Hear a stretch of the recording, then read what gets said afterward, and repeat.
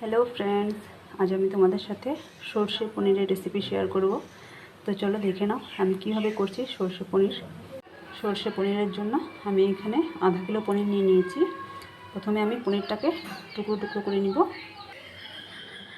পনিরগুলোকে আমি কেটে নিয়েছি। এবার আমি পনিরগুলোকে ভেজে নিব। পনির ভাজার জন্য আমি এখানে কড়াই বসিয়ে দিয়েছি। এবার কড়াই দিয়ে দিব তেল। তেল আমার গরম হয়ে গেছে। এবার তেলে আমি দিয়ে দেবো সামান্য একটু হলুদ আর দিয়ে দিব নুন।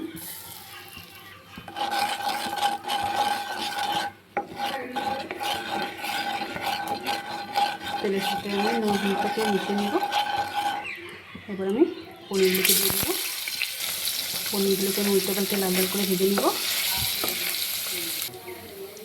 পনিরগুলো আমার ভাজা হয়ে গিয়েছে। এবার তুলে নেব। বাকি পনিরগুলোকে আমি ভেজে নেব। পনিরগুলো আমার ভাজা হয়ে গিয়েছে। এবার আমি একটি মশলা করে নেব। এখানে আমি সাদা সর্ষে, কালো সর্ষে আর দুটো শুকনো লঙ্কা ভিজিয়ে রেখেছি। এবার এটাকে পেস্ট করে নেব। এর সাথে দিয়ে দেব কয়েকটা কাঁচা লঙ্কা আর দিয়ে দেব টমেটো কুচি। এবার এটাকে পেস্ট করে নেব। সর্ষে আমি পেস্ট করে নিয়েছি। এবার আমি পনির ভাজা তেলে ফোড়নে দিয়ে দেবো কালো জিরে। এবার আমি এর মধ্যে দিয়ে দেবো সর্ষে তেল।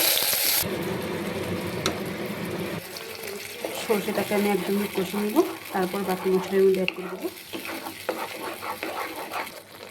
সর্ষেটাকে আমি একদমই কষে নিয়েছি। এবার আমি এর মধ্যে দিব হলুদ গুঁড়ো, দিয়ে দিব জিরে গুঁড়ো আর দিয়ে দিব নুন। এবার মশলাটাকে আরও কিছুক্ষণ কষিয়ে নিব। মশলাটা আমার ভালো করে কষানো হয়ে গিয়েছে। এবার আমি এর মধ্যে দিয়ে দেব জল। এবার আমি গ্রেভিটাকে ফুটতে দিব। গ্রেভিটা আমার ভালো করে ফুটে গিয়েছে। এবার আমি এর মধ্যে কয়েকটা টুকরো করে টমেটো দিয়ে দিব। গ্রেভি আমার ফুটে ঘন হয়ে গিয়েছে। এবার আমি এর মধ্যে দিয়ে দিব ভেজে রাখা পনির।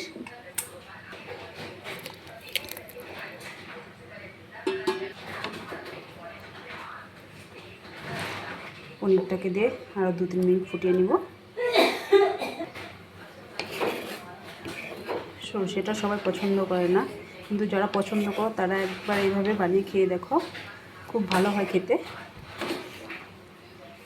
গরম ভাতের সাথে তো আরও বেশি ভালো লাগে খেতে। তোমরা অবশ্যই একবার ট্রাই করে দেখো।